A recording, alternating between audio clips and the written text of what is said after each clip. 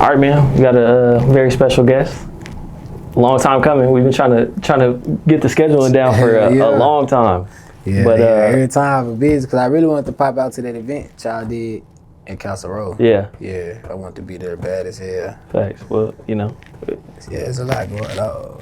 Facts, for sure. I always feel like, you know, timing works out when it's supposed to, so. 1,000% because I just dropped, so shit. Facts. Yeah. For sure. Yeah, it's LG Malique. LG Malique. In the building. What's going on, bro? How you doing? I'm feeling good, man. Just came down here for an event, and that's about it. Came across you. What a coincidence. For sure. Yeah. For sure. I know you just had a birthday, huh? Yeah. It's like 4 days ago, yeah. You 25? Yeah, just turned 25. How you feeling? I mean, that's... A lie. I feel like it's the perfect time for real, because I'm mature, like, with just how to move in the industry and shit. Like, I done seen enough to not fuck up or be too excited. So, yeah. For sure. Well, I want to... I know you've done a few interviews. I feel like there's some holes that, you know, I want to fill in kind of with your story. And so we're going to jump back. You grew up in... Say that... Blytheville. Blytheville, Arkansas. Okay. Yeah. So, I mean, what was that like? I know it's kind of a smaller town. Yeah, Blytheville, like, small little population. Like a village, for real. Everybody know everybody. You know, typical hood, but it was real hood back then, though. Like, that's why at a young age, we grew up real fast. So, yeah, it was bad out there. I seen myself starting to turn into what I was seeing. Yeah. Till I moved down here, like, around 15. For sure. And you were with, what, moms and, you had 7 siblings? Yep. Yeah, moved down here with all them. And, you know, down here was it was more safer than where I'm from, for real. Like, so I felt, you know, I ain't have to be hood or shit like that to survive. It seemed like, I mean, through the music, mostly, like, you always kind of knew that wasn't what you wanted to do. Yeah, I really could openly say that, because, like, I remember I used to be, back then, like, when we used to do all that shit, I used to tell one, like, bro, you don't get tired of this shit. Like, as a kid, like, you don't get tired of robbing the house or smoking this, popping this. Like, this shit boring. Like, fighting every day. Now we gotta buy guns because they starting to shoot at us and we kids. Like, shit got serious. I'm like, bro, I'm tired of this shit. So, yeah.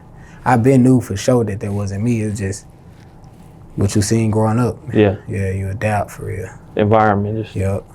For sure. I mean, so you left there at 15? 14, 15. Really 14. Yeah, really 14. Because that's when I turned, like, I got kicked out of 9th grade. Then I went to Capitol Hill High School down here, freshman year. Okay, so, I mean, what did you get kicked out of school for? I had snuck my gun in school. Yeah. That'll do it? Yeah, I got experience. So. For sure.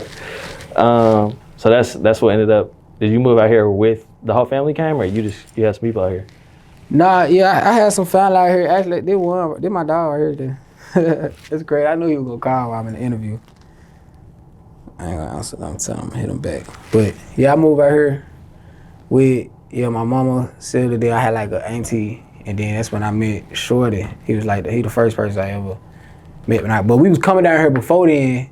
Like, we was visiting. We would always visit. Cause I met you. You were 9. You were like 8. 17 years old. Yeah, damn. So yeah, you the first person I met when I came down here. So I've been down. I've been in and out, but yeah, we moved in with my auntie and shit like that. On the south side? Auntie. Huh? On the south side? Yeah, south. There was a south one. Yeah. Yeah. Okay. So I mean, what's the difference like at that point? It was cool. It was like, I ain't gonna say it wasn't hood, but it wasn't like where I'm from. So I could move.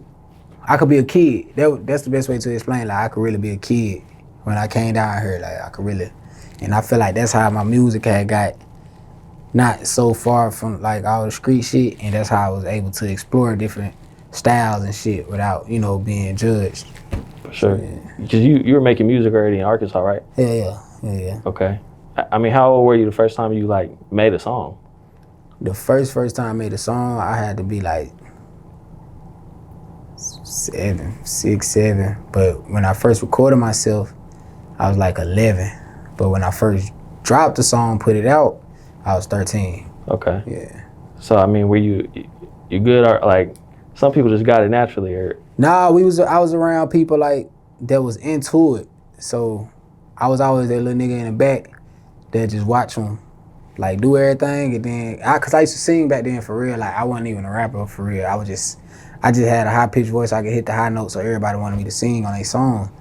So, but when they leave and shit, that's when I go in the studio, learn. Or if I looking at the engineer, I watch them, and then piece by piece, I tell my grandma like, buy me this, and then I started putting it together myself, and that's when I taught myself how to record. For sure. And you didn't ever really stay full time in Oklahoma, right? You were kind of back and forth a few times. Yeah, around that time. Now, when I turned 14, 15, it was I was down here. I went back one time, I think, like after. I was gonna go back for my 10th grade year to Arkansas because I thought I missed it, but by that time I had met my girl, and so I feel like that was one of the main reasons I came back. But when I went back to Arkansas for that little time, I seen how it was, and I was like, nah, I'm tired of this shit. So yeah, I came right back.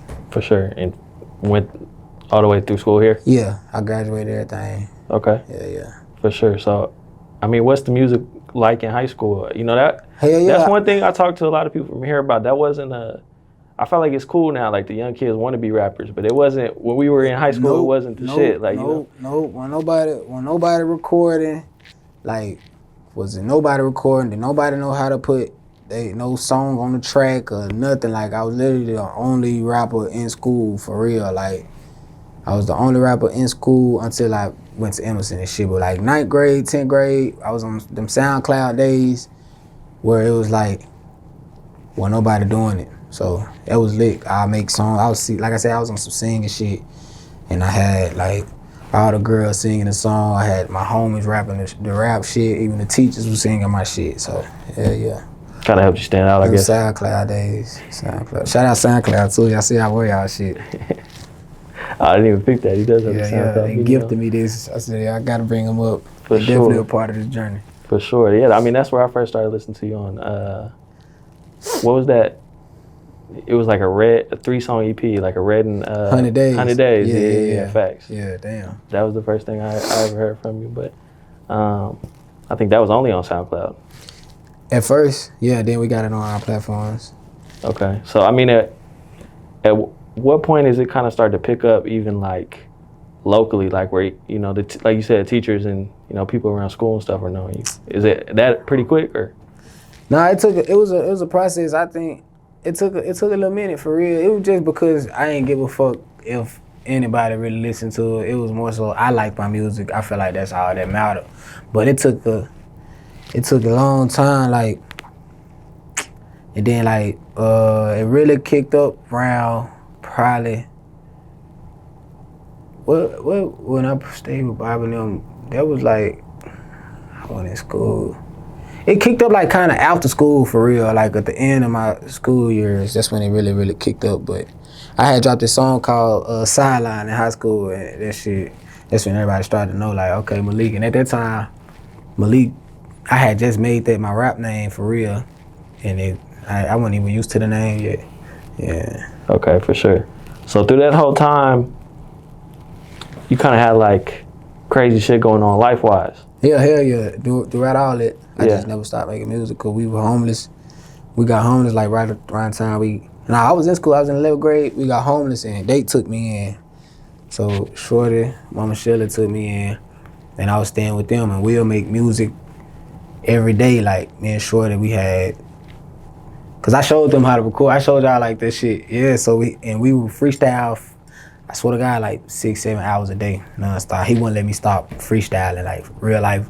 As soon as we get out of school, cause we went to, I had got kicked out of Capitol Hill, had to go to alternative school, or I wasn't gonna graduate.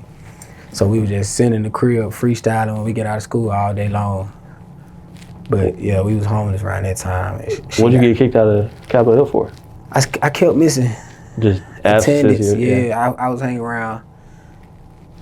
I ain't even gonna say the wrong crowd, just hang around people. Yeah, it got me. I remember they first told me, like, once you start ditching, it's become addictive. Yeah, but cause I had went to a college prep school, so when I went to Capitol Hill, I was advanced, so I was the freshman in the senior classes. Mm-hmm. So I was hanging with all the people, they already mature, ditching and shit like that, and that it got to But you got 4 more years, you don't really, can't really so fuck off. I had electives, I was fucking off too much, and it became a habit to the point where like I couldn't do nothing. Yeah. Yeah. For sure. So, how did you guys? I mean, if you don't mind me asking, what's the circumstances? How did you guys end up homeless? My mama had back then, like we was like the ones kind of up in the neighborhood. We had like all the new clothes and shit, flat screens Out here or in here. Okay. So we'll bring people in. My mama take them shopping and shit like that. But it had hit the fan when cause she a nurse, and so I guess somebody had died at the facility and they tried to pin it on her. She lost her license, and so she was fighting the case like for a long time. Like that shit took like 3 years to fight that shit. But you know, I had never seen my mama down bad. Like usually she bounced back, but it clicked like one day she cried. She was like, man, I can't do it. I'm like, I never seen her like that. I think that's when it really clicked for me. Like, nah, I gotta get this shit together. And then we had, so she lost her license, and that's when I knew, like, damn, life. That's when I seen the other side of life for real. Cause we was spoiled for real growing up in the hood. Like, even in Blytheville, I bring my homie clothes. We'll buy them clothes and shit. She always made sure we was straight, and our friends. But yeah, she had caught that case. But then eventually the case just got dismissed then there, and they gave her license back. She should have sued them, but yeah, for sure. Cause that shit, we went through hell, but it made me though. So yeah. Yeah. I mean, that's I guess the best case, ending. But she should have definitely got that money, cause that shit fucked our life up for a minute. Like that shit was rough as hell. Yeah. I started doing everything I could. I mean, what do you mean by that? Like scamming, whatever. I really was scamming for real. That's before scamming was a thing. Like, did nobody down here even know about this shit for real. I cracked that shit, got that money. Around that time, once I really cracked it, she had got her shit back. She started working. Like busting cars and shit? Or? Hell yeah. Bigger the cars, it was different. We was on some other shit. Like, okay. Yeah, so cause I had met niggas in Jersey and shit off my music, cause me and my manager at the time, we'll scrape up whatever we had to get on like Say Cheese and shit, and we'll be going viral on there, and then more people started reaching out, and whole time they want to sign me, but I'm like, bro, I want to make some money with you. I don't even want to. So I was scamming like a bitch. You can see it if you go watch the Respect video. That was around the time like when I first got in my prime in my bag. Yeah. With that money shit. Yeah. For sure. It seemed like you always kind of knew. I feel like a lot of people from here get in like a kind of small mindset, if that makes sense. Like they want to be the best here in the city. Yeah. Okay. See, my thing on that is, I feel like that's poison. Like, because we all feel like that. Like when you starting off, you really all feel like that. The only reason I feel like I broke that thinking process is because I feel like a lot of niggas was counting me out for real, and I'm working my ass off, and like I know my shit hard. You know what I'm saying? I feel like a lot of like DJs and promoters and shit was looking the other way, like wasn't acknowledging me, probably because I'm not really from here type shit. But I don't know what it was, but I had to grow. Like I remember my auntie had told me like, you bigger than the state you in, like you bigger than Blytheville, you bigger than that. Like you got to start thinking outside the box, and I had to really grow to accept that.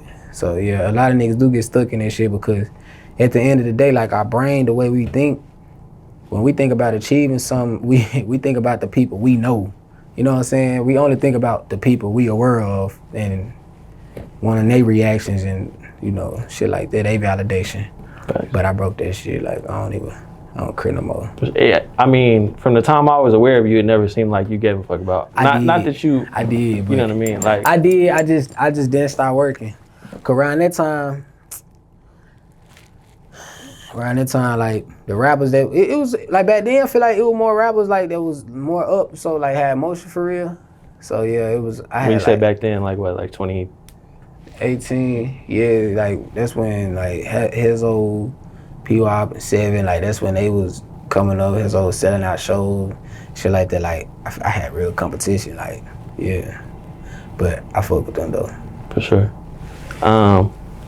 You said something in passing on another podcast that I thought was crazy, and that you had I think you said you had a job, maybe you made it like $1,000, and you spent it on a music video, and the lights got cut off. And I got that's when I got kicked out, boy. Cause we was still going through it at that time. We stayed over there on 16, a little bit ass house, like we never stayed in nothing like that, but we was in like a little bit of that house. The floor curve caving in, ceiling all down. It was bad, but you know, my mom, she was fighting like a depression at that time, and I had got my first job, and I was like side hustling up there like a motherfucker. Like I made like $600-700 a day doing what I do up there, and I had the choice like to shoot What It Took video or pay the light bill. Man, I told my mom I'm finna shoot the video. She kicked my ass out, boy. Yeah, so, and I told her it'll be worth it though. Yeah, you feel like it was? I felt it, hell yeah. I felt it at that time. I didn't regret it. I never regretted it. Cause I was happy to see how the video turned out. And it went crazy when we got it posted and shit. We thought that one was gonna get me out of there though. But that was just the beginning. So for sure.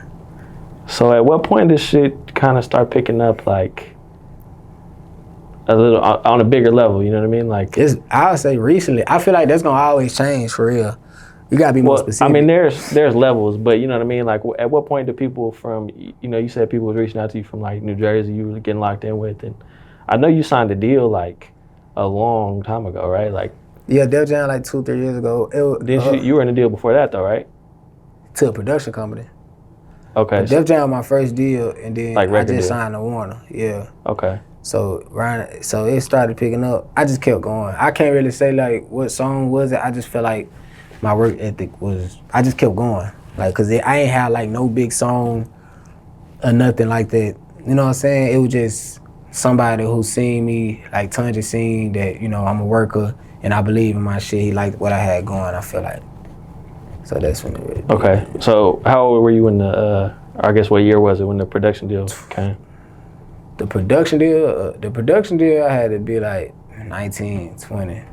I was 20. Okay, so like 5-6 years ago? Yeah, somewhere in there? Damn, that time flying. Yeah. For sure. So, I mean, what was that situation like? It was a learning experience. That's all I like to say about it. Like, just a learning experience. I matured. Just one of those things where a little bit of money excited, on the table, yeah. Yeah, you excited and you just the production deal, like not Def Jam. With Def Jam, that shit was crazy too. But you know, every path ain't meant for certain artists. I feel like. So yeah. So you were trying to take something like stay a little bit more independent, and nah, or you weren't even thinking like that. Nah, cause at that time, like Mike Curran, I remember Mike Curran used to FaceTime me and shit. I used to tell him I didn't want to sign, and I wasn't really thinking about. I had broke that mindset of wanting to get signed, and that I feel like that's when everybody wanted to sign me, because I felt like I was making money from TuneCore, like that shit could pay bills around that time. Like damn, I could do this shit on my own for real.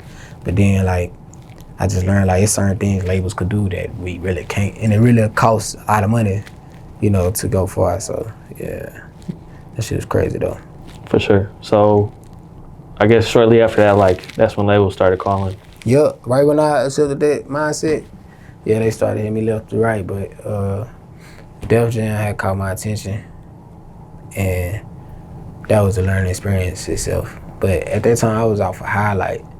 I had, you know, when you get your first big check, I had got big-headed, lost myself, like blew my shit. It was bad, but I bounced back. I snapped out of it, like, cause usually most artists sign like, you know, when a nigga sign, you been waiting your whole life to sign, and you think that's when it's time to kick your feet back. But it's really the complete opposite, because now you just gotta go harder, for real. So I had to learn that. And, you know, thank God he gave me another chance. So shit, here I am, oh God. That's like really when the job starts. Like you've been interviewing this whole time, and now you're a rapper, for real. Yup, but I wasn't nowhere near, like, where I thought I was, for real. That's why I'm so glad, like, Warner, you know, Malique and them, they gave me a chance, because they seen, I took accountability, like, when I was talking to them and told them, like, yeah, I got comfortable on my first deal, and I realized, like, this shit, the artist moved the needle. So, to everybody out there, like, thinking, like, the label is the sauce to this shit, is really not. Yeah. It's you, entirely. It's you, I swear to God. For sure. And I feel like even more now, like, people that aren't to that level, like, you almost gotta have it before the label even. You gotta have it. Yeah, you gotta have it. You gotta have your fan base. You gotta know your people. You gotta know your vision. You gotta have it. Like, oh, you gonna lose. I guarantee you're gonna lose. For sure. So that era is when shit kind of took another turn, right? Another turn up. What, Warner? I mean, just through that whole time, I feel like that jam was a learning experience. Like, even with the touring and shit, it's just like that was me getting my feet wet for real. Like, I feel like Warner is my real first shot because now I know the ropes of how labels work. I know how the business is. You know, you can't get over on me now. Like, you can't try to get me to do this if I know I want to do this or shit like that. So yeah, I feel like this is my real first shot. That's why I feel like shit going up right now for real. For sure. And this is like your first run with Warner pretty much right now, right? Yeah, they doing amazing. I ain't never seen no shit like this. Yeah. For sure. Without getting into the business side of things, I do want to talk about kind of some of the things that went on through that time period, right? I mean, that's when you first started. Like, you went on tour. Yeah, you could talk about. We can talk about this shit. Yeah. The tour experience and shit like that. Yeah, definitely. I mean, I feel like to me that would be when I would feel like, yeah, I'm really a rapper now. You know what I mean? Like, I ain't feel like that. I ain't feel like that because the only reason why I ain't feel like that because the right people weren't around me. You know what I'm saying? And it didn't feel genuine. It didn't feel like pure for real. It didn't feel how I feel now. Like, now it's like, yeah, but at that time, did it feel like that though? Nah, I mean, nah. Like, I remember my engineer Chris used to ask me like, bro, do you know how big this shit is? And I'm like, I'm chilling because I think I was mentally out of it for real. But all we know is work anyway. So yeah, like when we got the placement on Madden, like we was doing 15-hour sessions. Madden had sent like an email, when they send in sync emails and shit, like we expect this. We knew that was gonna happen. Like, we knew we was gonna get that placement. The tour came up. The tour was a curveball for real, but man, we was rehearsing like 8 hours a day for that shit, like, and it showed too. Like it showed when I went to perform. But tour experience was cool. It was cool. I ain't gonna say it was the best because your first time don't be easy. For sure, but I feel like you can go one of two ways with that first. You know what I mean? That like feature act run that you go on where you're not the headliner, and some people just show up and do their songs and don't get anything out of it. And like you said, you're putting the work in. And I got it out of it because around that time I was doing TikTok Live. That's when I had found out about TikTok Live, and my shit, like, we was going crazy out TikTok Live. I was growing like some crazy shit, and I had fans in every city. So I had TikTok Live. We in a hotel. I go live. Okay, what fan in this city? Pull up to the show, and then at the show I see them in the crowd rapping the song. So yeah, that made me feel way better. You didn't even really have a chance to. You had to come with it because people were there to see you. Yeah. It felt good too, though. For sure. Talk about the TikTok. I mean, a TikTok Live. I feel like as an artist, you gotta almost be a content creator, like full time. Yeah, so see, a lot of artists be against it. Like, even my homies, when I tell them, like, bro, y'all, because I ain't gonna lie, I was in that box too. I feel like TikTok, like, nobody wanna be no TikToker, but it ain't even.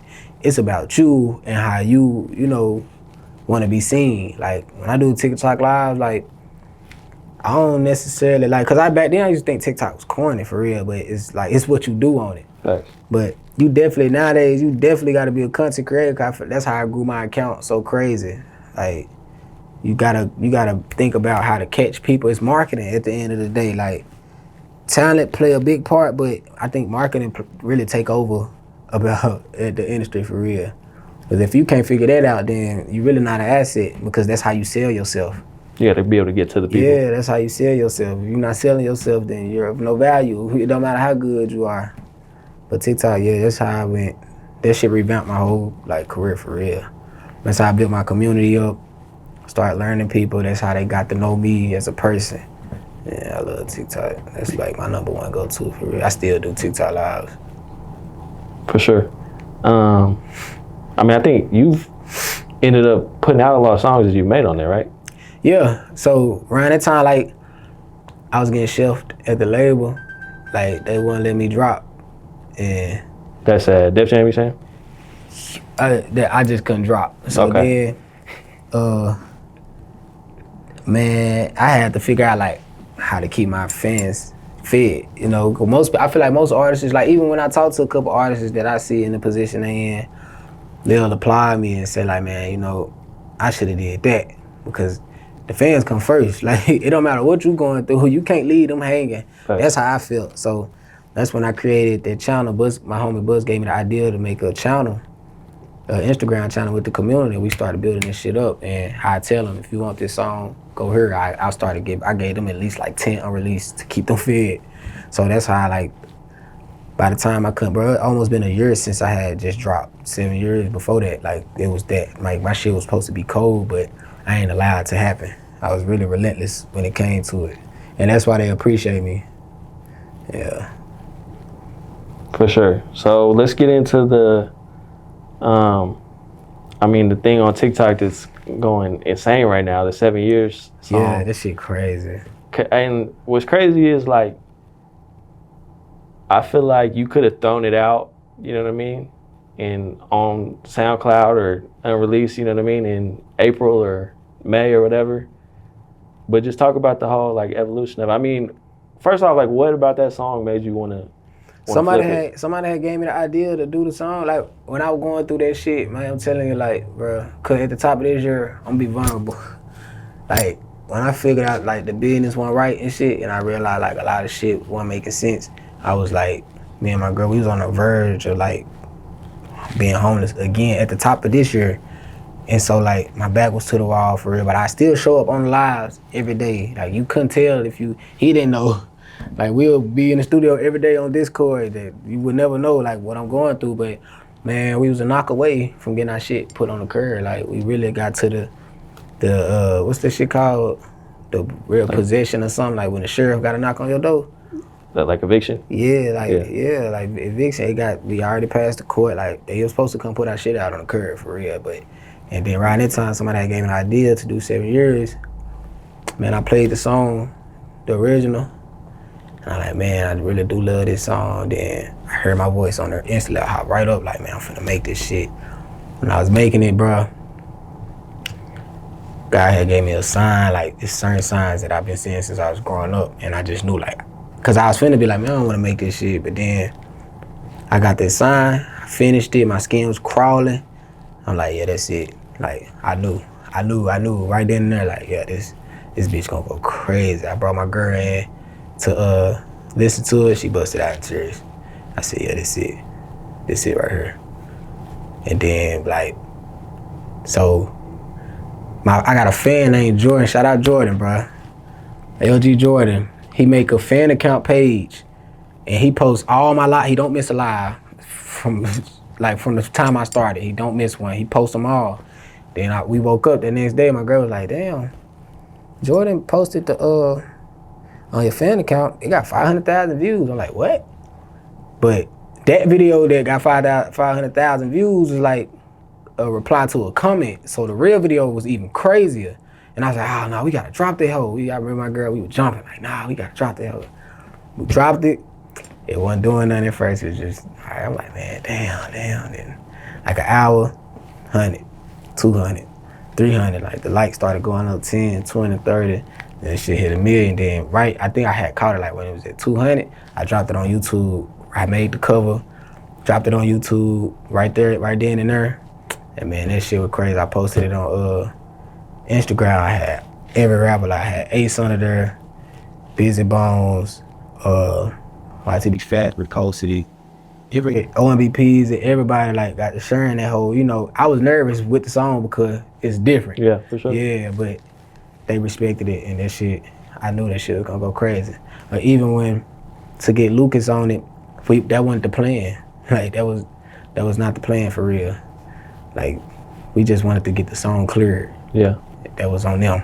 Everything else came after that. They wanted to do that. I feel, I'm definitely appreciate Lucas. For sure. So I mean, how did that? I know he was he put out a video talking about it. Did y'all link up, or that was like back end stuff that they got that done? No, I linked with I mean, Lucas. I linked with him. He was like, yeah, he like flew out, shit like that. But you know, it's a lot of shit that we didn't put out yet that I ain't gonna talk about. But we did a lot, like we got content and shit like that. But he was down to do everything, like he was willing to do it, like he was open to it. He told me like as a kid, he, you know, if he got the chance to change somebody's life, he'll do it.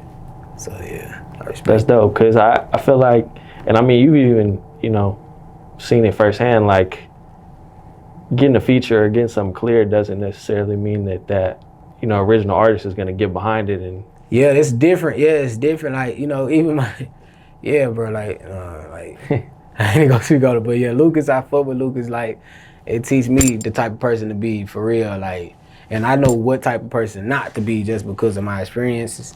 But Lucas definitely showed me, like, on that type of level, when you willing to do this, then that's how I know it's like you real, you genuine. Cause even just giving somebody the primary is amazing. Like, you don't really get that. Right? Because I mean, he could have been greedy. And he could have been greedy. He could have, and you know, he went out his way and gave me like extra shit on the, off the original. Yeah. Like extra shit to make sure like I'm good.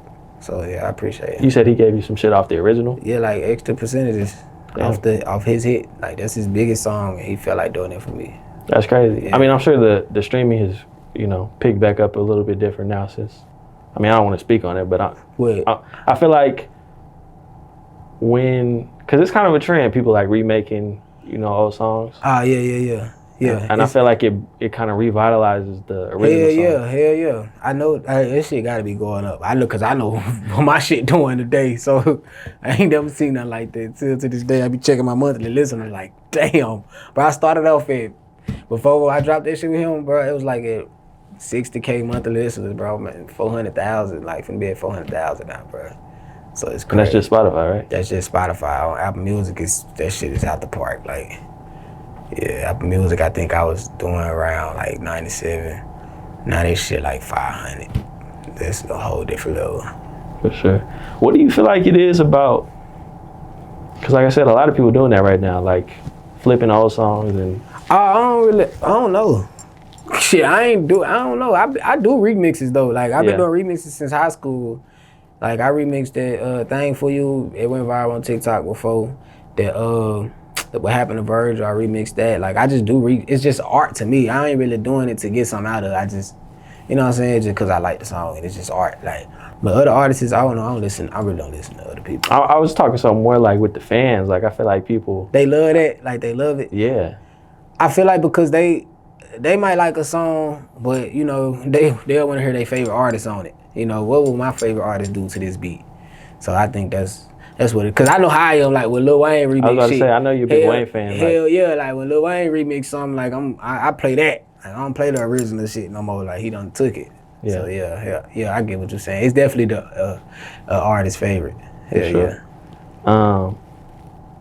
Talk about just like the I don't know how deep you look at comments and reactions and shit like that. Hell yeah. I like every. You don't see my shit. I be liking every comment. Reposting all that. Man, I do every. Bro, I work. Bro, I love my community for real. For sure. I'm just saying, like, you know, there's people brought to tears by that song. You know. Yeah, I mean, I have real conversations with everybody. Like, especially if you hit. Like, you see, I just told you my story, man. Somebody have something so similar, bro, and I just give them the best advice I could because I know they not lying. Like. Even down here, like somebody like, yo, I cried listening to your song and my kids, like they're a big fan, woo to woo, like I'm about to meet with them today or tomorrow, I think. But I really like, I'm for the people. So I'm definitely always in them comments. I'm always replying, but to see like so many people like feel the same way I felt when I made it, just let me know like, it showed me maybe I was limiting myself, you know what I'm saying? Cause I come from the hood and shit, but you know, I feel like my sound universal to, you know, limit myself to a certain type of crowd. Yeah. So yeah. I mean, even that song kind of shows it. That's a pop. Yeah, it showed it, but everybody, from every angle, demographic, city, it don't matter. Like everybody fuck with it, so it showed me like, you know, I'm more powerful than I think I am for real. For sure. You've always kind of like been vulnerable on your song. Yeah. I mean, because it's like my diary. So yeah, it was like for me to cope. That's how I feel. It was never like to please people. It was always for me to get it off my chest. Because I'm real like nonchalant. I'm a loving person like to my girl and shit. Like, but when it comes to family and friends, I come from a proudful family. So, like, even when I moved in with Shorty and Shelly, like, when I seen how affectionate they was with each other, like, even just with saying good night and I love you and shit, it showed me, like, damn, like, I'm really, like, in this box, and we got our guard up, because I feel like, well, I'm from that. So, yeah, it was definitely my way to cope back then, and now, still.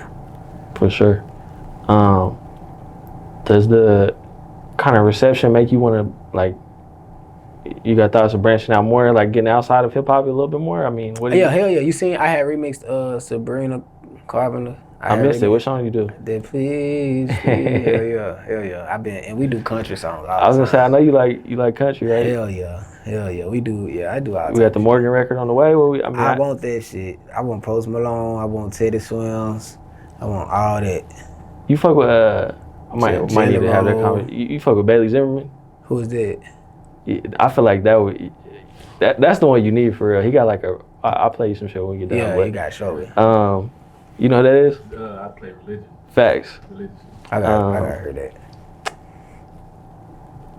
But yeah, man. So you just, I guess, yesterday, actually, dropped Living Gold. Yep. So I mean, just talk about that project, man. How you? Living Gold that's strictly for, like, around that time I told you, or my supporters and family will hold me down. That's like them songs I was making.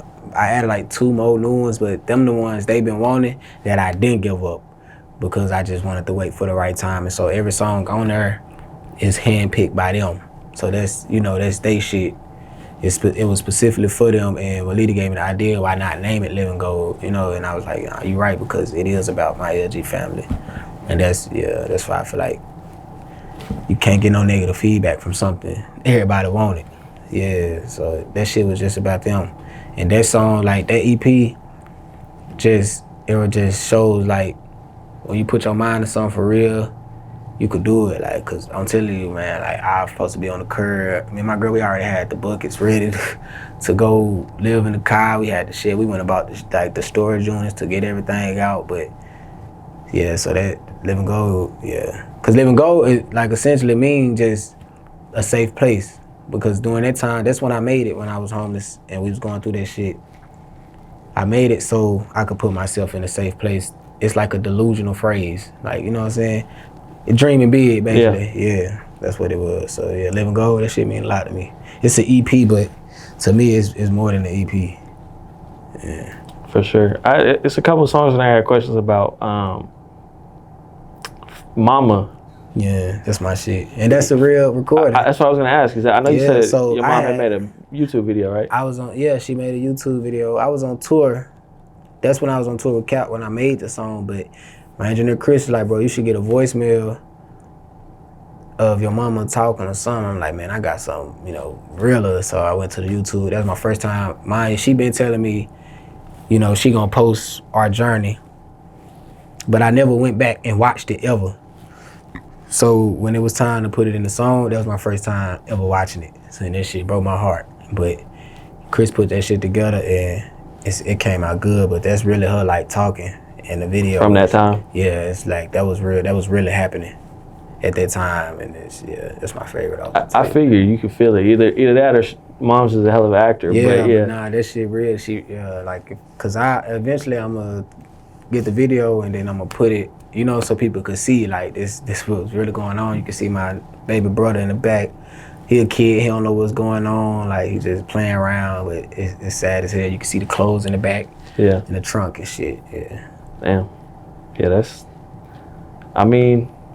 when that Kanye documentary come out, it'll be a hell of a...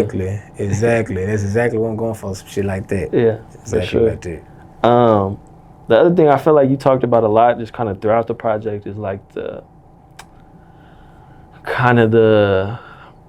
don't want to say the problems, but like the struggles that come with, kind of doing better for yourself, right? So just talk about that. I feel like that's, everybody's chasing goals and they don't, just the other side of it.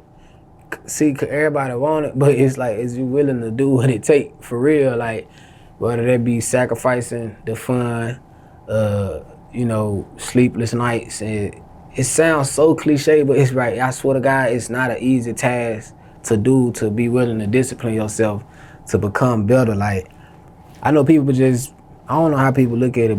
If you don't know me out on the outside looking in, you probably think it's luck. But if you was around, you know how long I've been at it, and it come with a lot of losses. It come with it really be moments where I feel like a lot of people will fold that I didn't fold in. Like even with, you know, the business shit, like I was supposed to be done right now. I swear to God, I was supposed to be over with. Like any artist I seen that was in my position definitely folded. And I feel like how bad you want it, God will fucking test you, like, and it real get hard, and the excuse will be so right.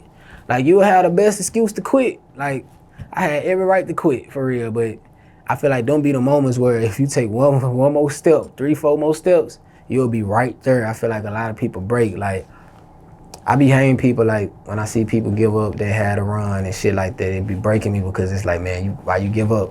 Like, Yeah. Why you give up? But I feel like I mean, what do you feel like kept you going? that, my struggle. I ain't trying to go back, man. Yeah. Seeing my mama cry, my siblings wear the same clothes to school, being homeless, like, I don't want to go back. And it's scary. It's scary for real. Yeah. Hell yeah. For sure. And on top of that is, it'll be just my hunger to be better.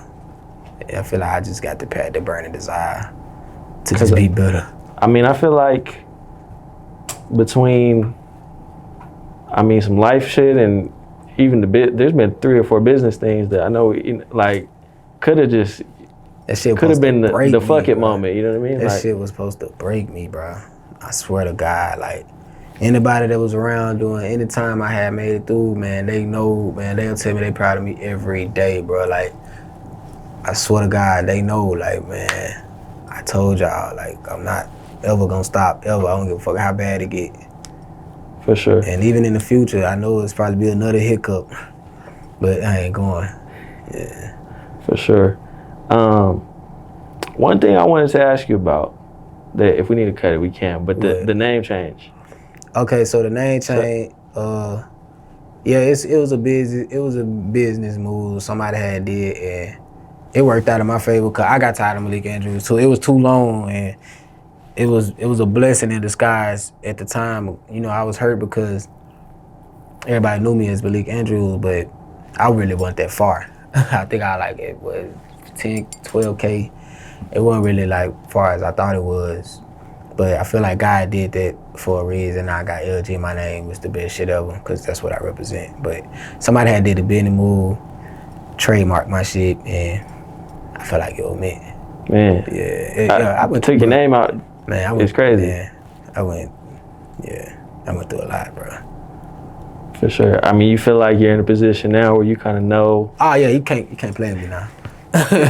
You can't play with me now. I swear, I see it. I see it come. I can hear it off. I can hear the words roll. The way the words roll off your tongue, bro. The gesture, the kind gestures, the generosity, like everything. No, I ain't going.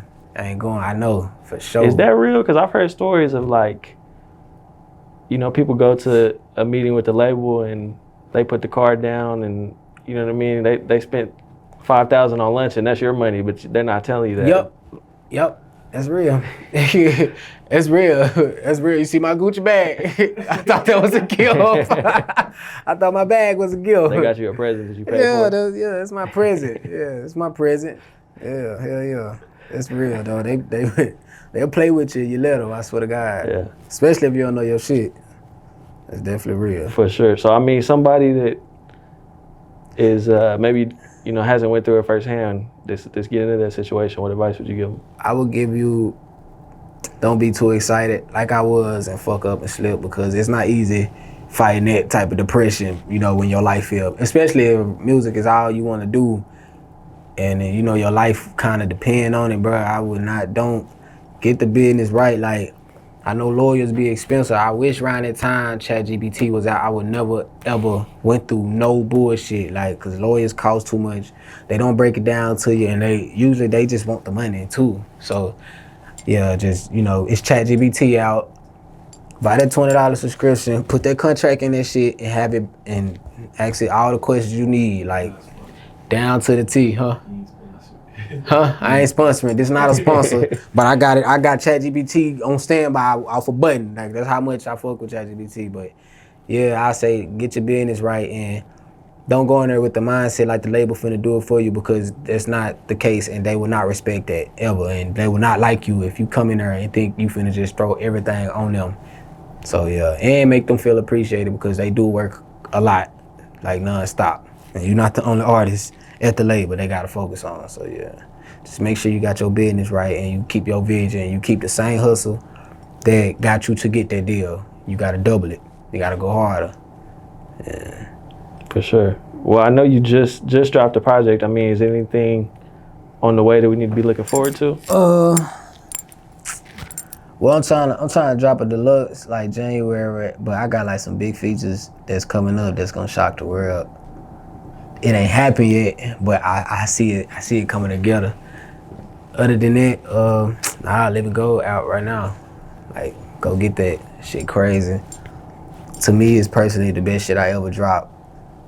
For now, I think it reminded me of, like, it feels like how your music felt when you first came out, but like you know what you're doing now. If that makes sense. I know what I'm doing now. Yeah, like, and I ain't letting nobody take my vision, because I that's why I feel like I can't get attached to colorblind, because you know I was going off what people wanted me to do and shit like that. Even when I was telling people like, bro, that shit won't work, you know, they like, well, you don't know, but you know. It was so much bullshit going on, but yeah, Live and Go is from me, for real. Like, this shit really, that's me. Like, that's my identity right there. Like, every song I like on that hoe. It ain't not one song I don't like on it. Cause colorblind, you kind of feel it, like, yeah. It was too industry. Yeah, I wasn't really attached. I'm not attached to nothing I dropped before, you know, that shit. But now, yeah, it's different. Because I feel like Warner, they listen. And they understand the vision for real. That's dope. Well, I'm glad you're, you know, in the situation now to be able to, you know, like where you're at, and you know everything worked out. Like I said, I've been a fan for a long time. One of my favorite rappers just came out of here. So you know, appreciate you coming to sit down. Nah, for sure, bro. You know, good luck with everything. And appreciate it, man. I've been watching y'all. I like y'all. I like everything y'all got going. Like, y'all shit super professional. I like this shit. Like, y'all doing good. Thank you, bro. I appreciate it. Like, y'all really doing good, bro. I wish I could have made it to be on a magazine, bro. I swear to God. We got more coming. We'll work it out. Yeah, well, I'm flexible now. So I'm coming. Okay. Cause you know I fuck with Oklahoma heavy, bro. It's literally like my second home, and I just want to put on and motivate who I can. Like, if there's an event, anything I could pop up to, just show love to the other artists. I'm that type of person. Yeah. And I feel like it's kind of like what you said, you know, kind of where we started the interview off. Like, people limit themselves to what they can see. You know what I mean? Mm-hmm. So if they can see and touch somebody that's like, now I tell them straight up, I started here the same way y'all is, showing up to these events, and I know how I feel when you showing up and you don't really know what's gonna come out of it. So yeah, that's why I was so sick I couldn't make it to the event, because I'm like, bro, there's so many people that I could have just, you know, I could have changed somebody's life just by giving them one advice or some shit like that, because I'm really that type of person where I'm not industry. I'm always be human, like, regardless of what position I'm in. Yeah. For sure. Yeah, well, like I said, we got more shit coming. We're gonna work something out. But for sure. Appreciate your time, bro. And, appreciate y'all, man. Excited to see what comes next. For sure.